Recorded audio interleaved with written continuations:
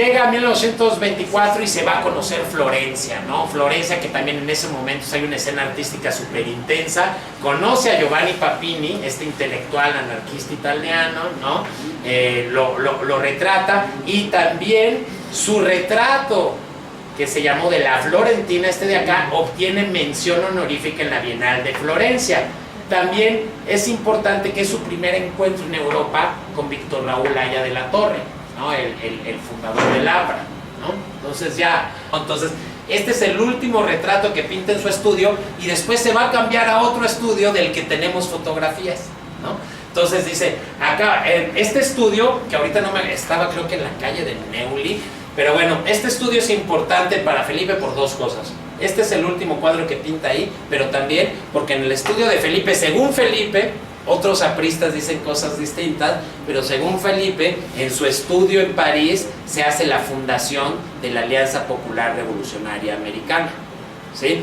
Según otros apristas, se hace en uno de los cafés de Montparnasse, ¿no? De los que habla también Felipe. Entonces sabemos que Felipe en 1926 juega un papel fundamental en la llegada de Víctor Raúl Haya de la Torre a París, y en la reunión de todos los peruanos que estaban viviendo en París para convocarlos a fundar la Alianza Popular Revolucionaria Americana, o el Comité Aprista en París, ¿sí?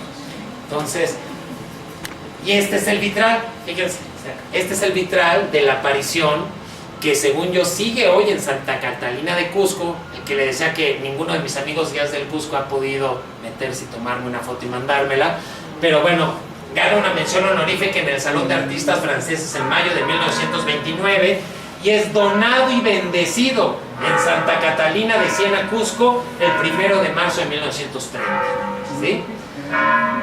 Es la misma Virgen de la portada de su tesis, es esta y esta son la misma. Y bueno, llegamos finalmente a otro de los temas clave de Felipe Cosío, que es la vida y obra de Paul o Pablo Gauguin, ¿no? Entonces primero vamos a empezar con que a Felipe siempre le gustó decir que tenía un parentesco lejano con Gauguin, vía el tío de Flora Tristán. ¿Quién es Flora Tristán? La abuela de Gauguin. Y le voy a cambiar, pero no se preocupen, ahorita lo voy a regresar, pero vamos a ver, porque a mí me intrigó mucho, a ver cómo que pariente de Gauguin y de Flora Tristán. Entonces, en esos años que estábamos leyendo todo lo de Felipe, alcanzamos a encontrar esta relación a partir de los textos de Felipe. Nos dice, o sea, Flora Tristán es la abuela materna de Gauguin, y su tío Pío Tristán fue el último virrey del Perú, ¿sí? Y de Pío Tristán, último virrey del Perú, proceden 4 familias de las familias acá de Perú, ¿no?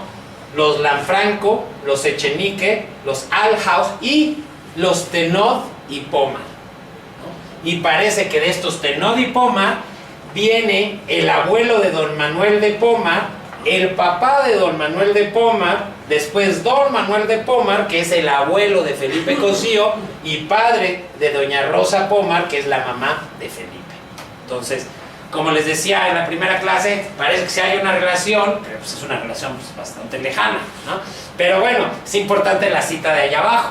Mi amistad con Daniel Montfried, uno de los mejores amigos de Gauguin, así como mi amistad con Durrio, amigo de Gauguin, nació al enterarse ambos de mi lejano parentesco con el pintor franco-peruano Pablo Gauguin, y más íntima se hizo al saber que escribía su biografía. Montfried puso a mi disposición toda la información que poseía, dada la íntima amistad que le unió a Gauguin. Como les decía, Montfried le pasó varias cartas que le envió a él Gauguin, y Felipe fue el primero que las tradujo al español. Bueno, Felipe fue el primer biógrafo de Gauguin en español, ¿no? Y bueno, pues ya tenemos que regresar al mural, porque ¿dónde? Es casi un hecho que todavía está este vitral en esta ventana, ¿no? Pero es la ventana que todavía ninguno de mis colegas guías cusqueños puede ir a tomar una foto por adentro.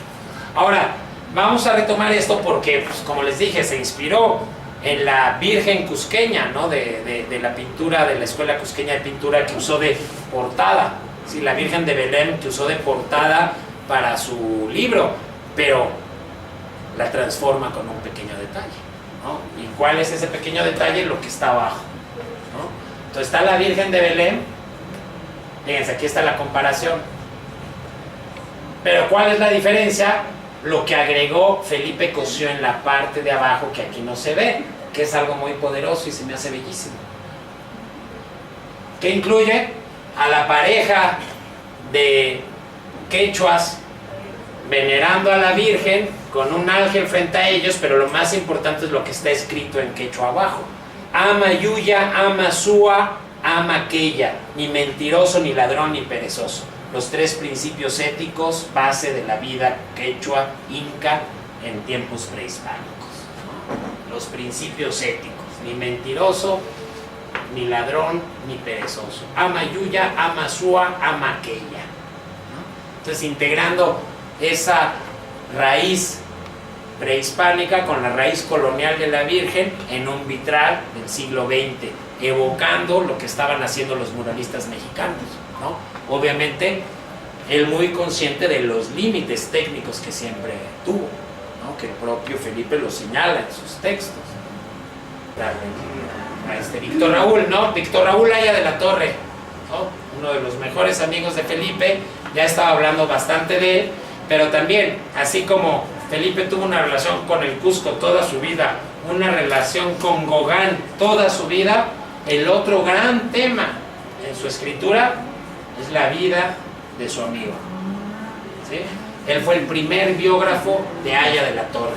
Entonces, acuérdense que ahorita vamos en su vida, estamos a finales de los 20, principios de los 30. En 1931, ya vimos, en 1926 se funda en Lapra, en París, ¿no? 1931, Felipe es el editor de la revista de Lapra con un seudónimo, su seudónimo es Eduardo Vidal, para no ser perseguido, ¿no? Pero también es en 31 cuando publica Biografía y Gráficos de Aya de la Torre, que es la primera biografía que se hace de Aya, ¿no? De muchas biografías que se van a escribir después, no solo por Felipe, sino por muchas personas. Ay, por favor, dime qué quiere decir APA. Alianza Popular Revolucionaria Americana. Gracias. Entonces esto es importante porque la Alianza Popular Revolucionaria Americana, que era el partido de izquierda de Perú, en el momento de los exilios, en el momento de su fundación en París y demás, se convierte en un movimiento que siempre está apostando por el antiimperialismo. O sea, está en contra del intento de dominación estadounidense de todo el continente, ¿sí? Y entonces, desde el principio, se considera un movimiento continental, no solo nacional, ¿no? Y entonces se empiezan a fundar los comités apristas de México, los comités apristas de Argentina, el comité aprista de Bolivia, de Colombia, y empieza a haber actividad política en todos esos lugares, ¿sí? Mucho por el exilio, porque el APRA no puede ser APRA en Perú porque son perseguidos, ¿no? Pero entonces empiezan a abogar por una América unida, así como Estados Unidos hablaba de una Panamérica. Aya de la Torre contrapone ese concepto estadounidense de Panamérica, y que hoy se traduce en las dos Américas que a ellos les gusta hablar, que en Latinoamérica no hablamos de las dos Américas, pero ellos han dividido el continente, ¿no? Contra esa posición que divide y colonialista de América, impulsada por los Estados Unidos, Aya de la Torre dice: no, señores, Indoamérica, dice, hemos pasado de esa Hispanoamérica en tiempos virreinales a esa Latinoamérica en el siglo XIX, a esa Indoamérica en el siglo XX y XXI, que esa Indoamérica es donde se iba a cristalizar finalmente el sueño de José Martí, de nuestra América, ¿no? 1931 hace la biografía, aquí está incorrecta la fecha, 1932. Es un momento clave para el movimiento aprista, porque el gobierno del dictador en turno, que ahorita no me acuerdo el nombre, fusila a decenas de apristas en Trujillo, que es la ciudad originaria de Aya de la Torre de César Vallejo, ¿no? Los fusila, usa como paredón de fusilamiento las ruinas arqueológicas de Chan Chan, patrimonio mundial, la zona arqueológica más grande hecha de adobe, ¿no? Una zona espectacular, y ahí asesinan a los apristas. ¿Y qué hace Felipe? casi instantáneamente en 32 hace una pintura que representa lo que en la historia del aprismo va a ser el gran sacrificio aprista, ¿no? También tenemos ubicados algunas otras obras de Felipe, especialmente en España. El más grueso es el que ahorita les voy a enseñar, el fusilamiento de apristas, fusilamiento de Chan-Chan. Para mí es su obra principal, que es de este tema de lo que pasó en Perú. Y ese cuadro lo tiene el nieto de Felipe en España y lo quiere vender. Lo tiene ahí guardado en sus autos y lo quiere vender. Aquí en San Miguel, pues todos como la visión romántica de Felipe, ni siquiera como artista, porque pues, aquí la gente sabe que fundó la escuela, pero ni siquiera tenemos claro que fue un gran pintor. Fíjate qué grueso, ¿no? Bueno, mucho menos claro que jugó un papel sumamente relevante en la historia política del Perú y Latinoamérica. ¿Y qué encuentra Ricardo Melgar Bao en su trabajo de varios archivos en Argentina y en Bolivia? Pues que Felipe llegó a México no en esa visión romántica de fundar la escuela y alejarse de los grandes circuitos del arte, ¿no? Llegó en una misión secreta de la Alianza Popular Revolucionaria, orden directa de Víctor Raúl Haya de la Torre, $40,000 en la bolsa, orden de contactar al presidente de la República Mexicana para pedirle apoyo en el inicio de la lucha armada en el Perú. $40,000 que tenían la intención de ser usados para comprar armamento del gobierno mexicano para iniciar la lucha armada en el Perú. Así llega don Felipe Cosío del Pomar al capítulo de su vida que más o menos conocemos los de esta vida. Una carta fechada en el mes de septiembre de 1936 y dirigida al jefe militar de la conspiración daba cuenta de la tarea asignada a un conocido intelectual aprista en México, y se cita la carta: Felipe Cosío del Pomar partió urgente a México por orden del viejo, es decir, Haya de la Torre, y de acuerdo con los 40 y pico mil dólares que le dieron, ¿sí? Me dicen que hay posibilidades de comprar algo de lo que usted quería. ¿No sería muy molesto pedirle una idea al respecto de algo? Y encontró otra carta, la carta de regreso, que vuelve a hablar que Felipe fue de no sé dónde a no sé dónde con los 40,000 y de ahí a México, ¿no? Entonces, este dato, esta carta está en el archivo Pardo, que es un archivo de un aprista, que es una carta de Isa Santiago, que era del APRA de Buenos Aires, a César Pardo, que era del APRA en La Paz, Bolivia, ¿no? Que están carteándose pensando en empezar la lucha armada en el Perú. O sea, la red que él tejió con intelectuales y artistas es impresionante. Entonces, bueno, el general Federico Montes, para quien no lo conozca, ¿no? Personaje importantísimo en la historia de este país y personaje que estuvo en la vida de Felipe no solo cuando llegó aquí. Ahorita les voy a enseñar una carta que encontramos de Federico Montes pidiendo el salvoconducto de Haya de la Torre, cuando Haya de la Torre está encerrado en la embajada colombiana en Lima.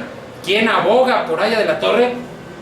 El general Federico Montes Arenas. ¿No fue dueño de...? Fíjense, esta carta la encontramos en el archivo, dirigida al presidente de la Junta Militar del gobierno peruano. Dice, fíjense el mensaje, no es cualquier mensaje: suscritos, generales de la Revolución Mexicana, sin pretender inmiscuirnos en asuntos de política interna peruana, invocando convenios de Montevideo y Habana sobre derecho, asilo y prácticas internacionales establecidas, solicitamos, es un telegrama, no una carta, solicitamos su gobierno conceda salvoconducto Víctor Raúl Haya de la Torre, líder de prestigio continental, asilado en Embajada Colombia, ese país hermano. Confiamos su alto sentido honor militar cumplirá palabra empeñada al asumir poder, respeto a acuerdos internacionales, y firman el telegrama y nada más: general de división Federico Montes, ex embajador de Cuba; general de división Juan Barragán, conocido escritor y figura principal de la Revolución Mexicana; general de división Federico Díaz, ex secretario de guerra; general de división Marciano González, uno de los más prestigiosos de los generales cardenistas. ¿Por qué mandaron este telegrama? Pues porque don Felipe Cosío del Pomar está moviendo todas sus redes para apoyar a Aya de la Torre. Y finalmente esta presión surtió su efecto y Aya de la Torre pudo salir libre de Lima sin ser asesinado.